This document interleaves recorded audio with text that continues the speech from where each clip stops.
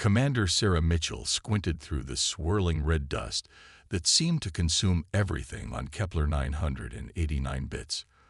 The barren wasteland stretched endlessly before her, broken only by jutting crystalline formations that caught the dying light of the system's ancient red dwarf star. Her survey mission had gone sideways the moment her ship detected an unusual energy signature emanating from the planet's surface, a signature that shouldn't exist on an allegedly uninhabited world. The decision to investigate had been hers alone. The Terran Exploration Corps gave their commanders significant autonomy, trusting their judgment in situations exactly like this. Now, as she adjusted the environmental seals on her expedition suit, Sarah wondered if she'd made the right call. A distant shriek pierced the howling wind, followed by the sound of falling rocks. Sarah's hand instinctively moved to the particle rifle magnetically attached to her back. 15 years of frontier exploration had taught her that unusual sounds on alien worlds typically preceded unpleasant discoveries. The energy signature grew stronger on her helmet's heads-up display as she approached a narrow canyon. The walls were smooth, almost polished, suggesting artificial modification rather than natural formation. Sarah activated her suit's recording systems. If nothing else, the geological implications alone would be worth documenting. Another shriek, closer this time. Sarah dropped into a defensive crouch, drawing her weapon. The sound wasn't natural. It carried too much intelligence, too much pain. Whatever made that noise was sentient, and it was suffering. "Command, this is Mitchell," she subvocalized into her comm, investigating possible sentient contact situation. "Stand by for." The rest of her transmission dissolved into static. The canyon's mineral composition was probably interfering with communications. She was on her own. The next scream led her to a cave entrance partially hidden behind a fallen crystal spire. Sarah's sensors detected multiple life signs inside. One larger cluster of readings suggesting a group of organisms, and a single distinct signature separated from the rest. A hunt was in progress. Military training screamed at her to retreat, to call for backup, to follow first contact protocols. But that painful cry struck something deeper, a fundamental human instinct to help that transcended regulatory procedures. Sarah Mitchell had not spent her career exploring the stars just to let someone die when she could prevent it. She moved into the cave, her rifle's integrated light cutting through the darkness. The passage twisted downward, opening into a chamber filled with bioluminescent fungi that cast everything in an ethereal blue glow. The scene that greeted her stopped her cold. A humanoid figure lay cornered against the far wall, surrounded by what Sarah's mind could only process as a pack of crystalline wolves. Their bodies were semi-transparent, internal organs visible through translucent silicon-based flesh that caught and reflected the chamber's blue light. They moved with predatory grace, closing in on their prey. The trapped figure was unmistakably female, though clearly not human. Her skin was a deep indigo, marked with patterns that seemed to shift and flow like oil on water. She clutched what appeared to be some kind of staff, holding it before her in a defensive stance, despite the obvious wound in her side. One of the crystal wolves lunged. Sarah's rifle barked 3 times, the particle beam shattering the creature mid-leap. The remaining pack spun toward this new threat, their crystalline forms resonating with a harmonic growl that set Sarah's teeth on edge. "Back off," Sarah commanded, knowing they couldn't understand her words, but hoping her tone would register. She shifted her position, placing herself between the pack and their intended victim. "I don't want to destroy any more of you, but I will." The pack leader, larger than the others, with a web of glowing veins pulsing beneath its transparent skin, took a step forward. Sarah fired a warning shot that blasted a crater in the ground before it. The creature paused, tilting its angular head as if reassessing the situation. After what felt like an eternity, it backed away. The rest of the pack followed, melting into the shadows until only their gleaming eyes remained visible. Then even those winked out. Sarah kept her rifle ready as she approached the wounded alien. Up close, the patterns on her skin were even more mesmerizing. They seemed to respond to her emotions, swirling faster as Sarah drew near. "Easy," Sarah said softly, holstering her rifle and raising her empty hands. "I'm here to help." The alien's eyes widened, all four of them, arranged in a diamond pattern across her face. She spoke, her voice producing harmonics that Sarah's universal translator struggled to process. After a moment, it managed a rough conversion. "You intervened. Why?" "Because you needed help," Sarah replied simply. "I'm Commander Sarah Mitchell, Terran Exploration Corps. Can you tell me what happened to you?" The alien's patterns shifted to a slower rhythm. "I am Nyaven, Archive Speaker of the Meridian Confluence. I came to this world seeking. She swayed, her wound finally overwhelming her. Sarah caught her before she could fall, noting how surprisingly light she felt despite being nearly as tall as a human. "The explanation can wait. Let's get you patched up first." As Sarah began administering emergency first aid from her suit's medical kit, she reflected on how quickly life could change on the frontier. She'd come to this planet expecting to find nothing but dust and crystals. Instead, she'd stumbled into what was clearly a complex situation involving an advanced alien species, and based on Nyaven's elaborate title and the strange energy signature that had led Sarah here, this was just the beginning. The real question was, what had the Archive Speaker been seeking in this wasteland that was worth risking her life for? Sarah had a feeling she was about to become involved in something far bigger than a simple rescue mission. The bioluminescent chamber had seemed remarkable enough, but as Sarah helped Nyaven deeper into the cave system, she realized it had been merely a prelude. The narrow passage they followed opened into a vast underground cavern that took her breath away. Massive crystal columns stretched from floor to ceiling, each one pulsing with an inner light that shifted through colors she didn't even have names for. "The heart chamber of the ancestors," Nyaven whispered, her four eyes reflecting the ethereal glow. The wound in her side had responded well to Sarah's medical nanites, but she still leaned heavily on the human for support. "We must reach the central spire." Sarah's suit sensors were going haywire, registering energy readings that defied conventional physics. "What is this place? These formations? They're not natural, are they?" "No." Nyaven's skin patterns rippled with what Sarah was beginning to recognize as excitement. "This entire complex was constructed by my people's ancestors, long before the Great Exodus. The crystals are quantum computers, each one containing millions of years of stored knowledge. That explained the energy signature that had initially drawn Sarah to investigate. But it raised even more questions. Your ancestors built this. Then why were those crystal wolves trying to kill you? Shouldn't this be your territory?" Nyaven's patterns darkened, shifting to slower, more somber rhythms. "My people, we lost our way. After the Exodus, we became scattered, divided. Some chose to embrace technology and progress. Others, like the primal faction that hunts me, believe we should return to a simpler existence. They view the ancient knowledge as corrupting, dangerous." A distant howl echoed through the chamber, reminding them they weren't alone. Sarah drew her rifle with her free hand. "Those weren't ordinary animals hunting you, were they?" "No. The primals have learned to bond with the silicon-based life forms native to this world.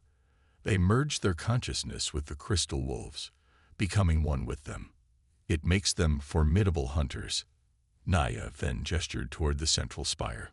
"We must hurry. What I seek is within." They made their way across the chamber floor, picking their path between smaller crystal formations that sprouted like geometric gardens. Sarah couldn't shake the feeling that they were being watched. Her training told her they were walking into a trap, but she'd committed to this course when she'd chosen to intervene. "You said you're an Archive Speaker," Sarah prompted as they walked, trying to piece together the puzzle. "What exactly does that mean?" "I am a keeper of memories, a bridge between past and future." Nyaven's free hand traced patterns in the air that seemed to ripple with the same energy as her skin. "My neural patterns are encoded to interface with the ancient archives. I can access the stored knowledge, interpret it, share it with others. They'd reached the base of the central spire, a towering crystal monolith that pulsed with a deep purple light. Naya placed her hand against its surface, and the patterns on her skin began to synchronize with its glow. The primals hunt me because I discovered something in the archives, she continued, her voice tight with concentration. Something that changes everything we thought we knew about the Exodus, about why our ancestors left this world. The crystal's pulse quickened, and sections of it began to shift and realign like a massive puzzle box. Sarah's translator struggled to keep up as Naya began speaking in complex harmonics, communing with the ancient computer. A grinding sound from behind made Sarah spin around. The crystal wolves had returned, but this time they weren't alone. Humanoid figures emerged from the shadows, their bodies covered in crystalline growths that caught and reflected the chamber's light. Their eyes glowed with the same predatory intelligence as their bestial companions. "Step away from the archive," one of them commanded, their voice resonating on multiple frequencies. "You corrupt our pure existence with your technology, archive speaker." The knowledge of the ancestors was meant to be lost. The knowledge was meant to save us. Naya countered, not turning from her work. "Sarah, I need time. The download is not complete." Sarah raised her rifle, positioning herself between the primals and the central spire. "How much time?" "Minutes. No more." "You'll have it." Sarah's finger tightened on the trigger as she addressed the primals. "I know this isn't my fight. I'm an explorer, not a warrior. But I've seen too many civilizations destroy themselves by fearing knowledge instead of embracing it. I won't let you stop her." The lead primal tilted their head, crystal growths chiming softly with the movement. "You don't understand our ways, outsider. The purity of existence cannot be found in archives and machines. It must be felt, experienced, lived." "Maybe I don't understand your ways," Sarah agreed, "but I understand fear. Fear of change, fear of progress, fear of losing what you think makes you special. Humanity faced those same fears. We chose to grow beyond them." The crystal wolves began to circle, but Sarah held her ground. Behind her, she could hear the archive's pulse accelerating as Naya worked. Whatever secret she was accessing, Sarah had to ensure she finished. The fate of an entire civilization might depend on it. The primals raised their crystalline weapons, and Sarah knew the time for dialogue was over. She was about to face off against technology she didn't understand, wielded by beings whose very biology was alien to her. But in that moment, she felt an odd sense of clarity. This was why she joined the Exploration Corps, not just to find new worlds, but to make a difference in them. As the first crystal wolf lunged, Sarah allowed herself a small smile. Sometimes making a difference meant standing your ground, even when the odds seemed impossible. It was, after all, a very human thing to do. The first crystal wolf shattered under Sarah's particle beam, its crystalline form exploding into a shower of glittering shards. But there were more, always more, their transparent bodies refracting the chamber's light into dazzling prisms as they attacked. Behind her, the central archive spire thrummed with increasing intensity as Naya worked to extract its secrets. "Your weapons cannot halt the tide of purity," the lead primal declared, raising a staff that seemed to grow directly from their crystalline armor. "We are one with this world, while you remain apart, isolated in your technological shell." As if to demonstrate, the primal slammed their staff into the ground. Crystal formations erupted from the floor, forcing Sarah to dive and roll. Her suit's shields crackled as crystal shards peppered her, but the advanced armor held. "Being apart isn't always a weakness," Sarah replied, switching her rifle to wide dispersion mode. The next burst didn't destroy the crystal wolves, but it disrupted the electromagnetic fields holding their silicon-based bodies together. They stumbled, their movements becoming erratic. Sometimes it gives you perspective. A sudden gasp from Naya drew Sarah's attention. The arc of speakers' patterns were flowing faster than ever, creating complex geometries that seemed to extend beyond her skin and into the air around her. The central spire had changed color, now pulsing with a brilliant golden light that filled the chamber. "No." The lead primal's voice carried genuine fear. "Stop her. She cannot be allowed to." The rest was lost as the archive activated. Golden light erupted from every crystal in the chamber, forming intricate networks of energy that connected them all. In the center of it, Nyaven began to speak, but her voice had changed. It carried the weight of ages, as if multiple voices were speaking through her. "Let the truth be known. We did not leave this world to preserve our purity. We fled in shame." Images formed in the light, holographic records from ancient times. Sarah watched in awe as the history of Nyaven's people unfolded before her. "We were not always as we are now." The voices continued through Nyaven. "Once we were like the primals." The silence in the crystal chamber was broken by a new sound, the high-pitched whine of energy weapons powering up. Sarah's tactical display lit up with multiple contacts approaching rapidly from the surface tunnels. "More company," she announced, raising her rifle. But not primals this time. These signatures match powered armor. Nyaven's patterns shifted to sharp, anxious angles. The meridian confluence. They must have tracked my descent to this world. They cannot be allowed to claim the archives. The lead primal, who had introduced himself as Karis, rose to his full height. The crystal growths on his armor pulsed with renewed purpose. "For once, Arc of Speaker, we agree. The truth within these crystals must be understood, not possessed." Sarah's mind raced, years of tactical training kicking in. "How many of your people can still fight?" 8 warriors, 12 bond wolves," Karis replied. "Though I question why you would help us, human, after our earlier conflict. Because this is bigger than our differences now." Sarah began scanning the chamber's architecture, noting defensible positions. "Those archives don't just contain your people's history. They're part of humanity's story too, and I've seen what happens when powerful organizations get their hands on architect technology before we're ready for it." The first explosions rocked the tunnel entrance. Armored figures began pouring into the chamber, their suits a sleek blend of organic and crystalline technology that made them look like mechanical predators. Leading them was a towering figure whose armor bore elaborate markings of rank. "Nyaven." The leader's amplified voice boomed across the chamber. "Your unauthorized expedition ends here. The archives will be secured for proper study by the Confluence's approved researchers." "Proper study?" Nyaven's voice dripped with disdain. "You mean controlled release of information that doesn't threaten the Confluence's power structure? Tell me, Archinvax, how long would you suppress the truth about our origins?" "Another 1,000 years." Sarah had positioned herself on a raised crystal formation, her rifle's scope giving her a clear view of the chamber. She couldn't help but appreciate the irony.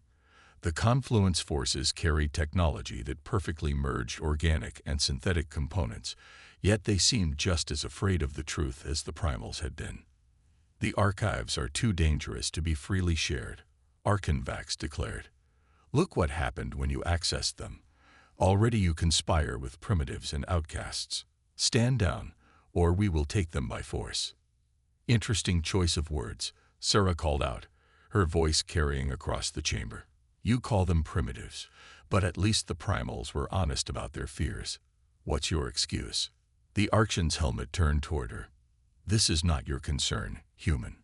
This is an internal matter of the Meridian Confluence." "That's where you're wrong." Sarah's finger tensed on her trigger. The architects didn't create these archives for one species to hoard. They're part of a legacy meant for all of us. Your people ran from that responsibility once.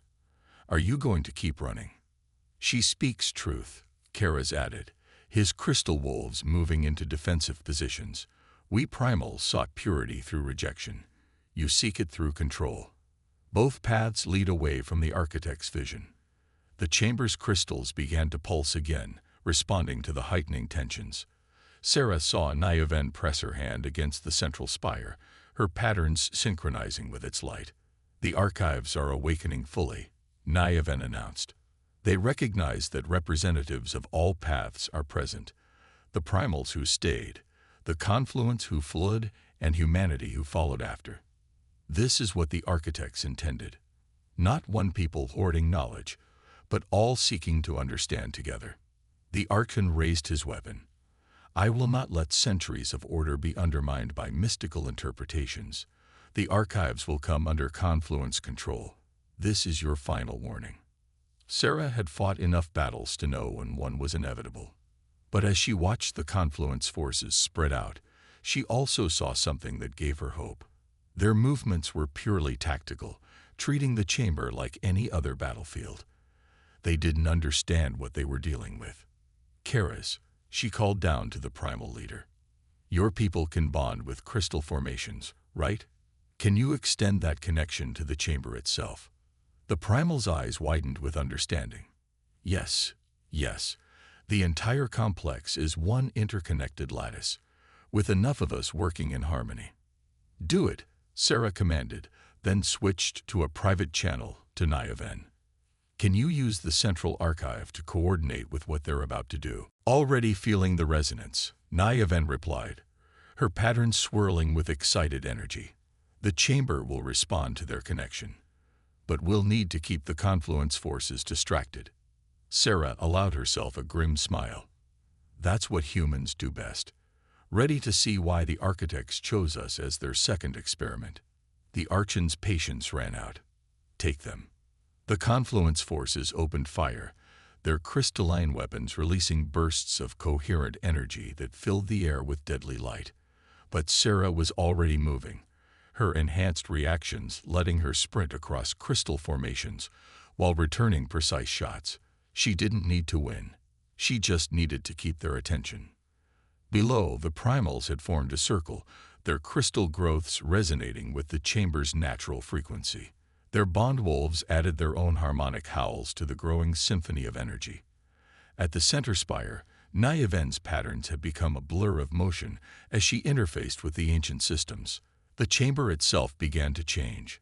Crystal formations shifted and flowed like liquid glass, creating barriers between the confluence forces and their objectives. The very ground beneath their feet became uncertain as centuries-old technology responded to the combined will of those who truly understood its purpose. "You see," Sarah called out as she dove between crystal columns, her shots picking off confluence soldiers who exposed themselves. "This is what the architects wanted. Not domination, not rejection. Harmony." The chamber had become a swirling dance of crystal and light, organic and synthetic working as one. It was beautiful and terrifying, exactly as the architects must have intended. The question was, would it be enough to prevent history from repeating itself? The crystal chamber had become a battlefield unlike any Sarah had ever seen. Confluence forces struggled against an environment that seemed alive with purpose, their advanced armor systems struggling to compensate for the constantly shifting terrain. The primal's connection to the chamber grew stronger by the second, their consciousness spreading through the crystalline network like roots through soil. But Archenvax was not so easily defeated. His armor systems pulsed with overwhelming power as he charged straight for the central spire, shrugging off both Sarah's particle beams and the chamber's attempts to stop him. "You forget," his amplified voice boomed. "The confluence didn't just flee with the architect's gifts. We mastered them." His armor began to resonate at a frequency that made the nearest crystal formations shatter. "Your primitive bonding can't match centuries of technological development." Sarah could see the strain on the primals' faces as their connection was disrupted. Even Niaven's patterns had become erratic, her link to the archive wavering under the Archon's assault. They were losing control. That's when Sarah noticed something everyone else had overlooked. The scattered fragments of crystal weren't just falling randomly. They were forming patterns on the chamber floor, patterns that looked remarkably similar to the ones flowing across Niaven's skin. "You're wrong, Archon," Sarah called out, drawing his attention as she worked her way closer to the central spire. "The confluence didn't master the architect's gifts. You just found new ways to force them into submission. just like you try to do with everything else." The Archon laughed, the sound distorted by his armor speakers. "And I suppose humans understand them better. Your kind only encountered the Architect's legacy recently. What could you possibly know that we don't?"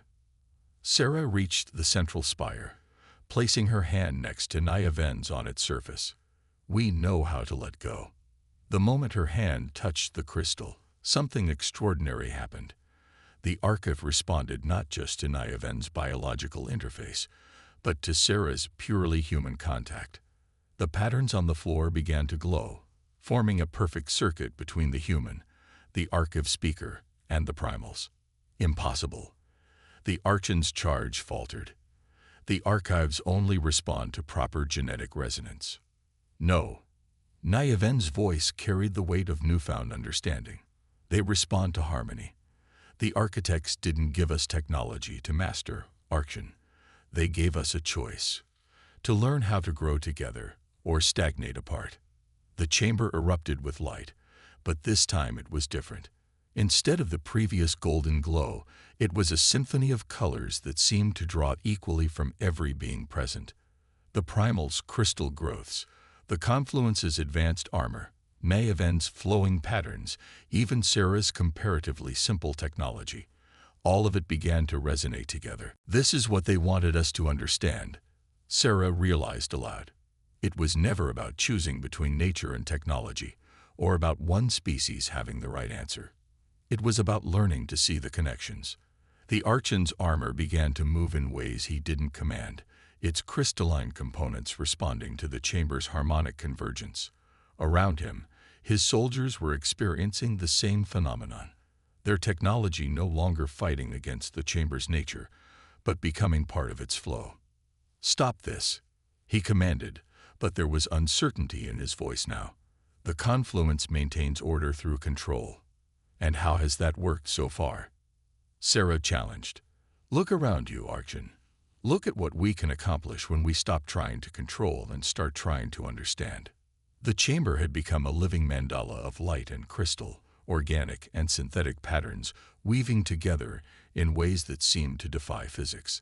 The Primal's bond wolves prowled through crystalline corridors that shifted and flowed around them. Confluence soldiers found their armor working with the environment instead of against it, enhancing their movements in ways their rigid training never imagined. "The Archives aren't just historical records," Niaven explained, her patterns now perfectly synchronized with the chamber's energy. "They're living proof that different paths can lead to the same destination. The Architects didn't want us to choose between their gift and our nature. They wanted us to discover how they could complement each other." Sarah watched in amazement as the crystal formations began to reshape themselves, forming new structures that somehow incorporated elements from all their different technologies. They left similar archives on multiple worlds because no single species could figure it out alone. "We each developed different pieces of the same puzzle. The Primals learned to bond with natural crystalline life," Karaz added, his voice resonating through the chamber. "The Confluence developed ways to enhance organic life with synthetic components." "And humanity."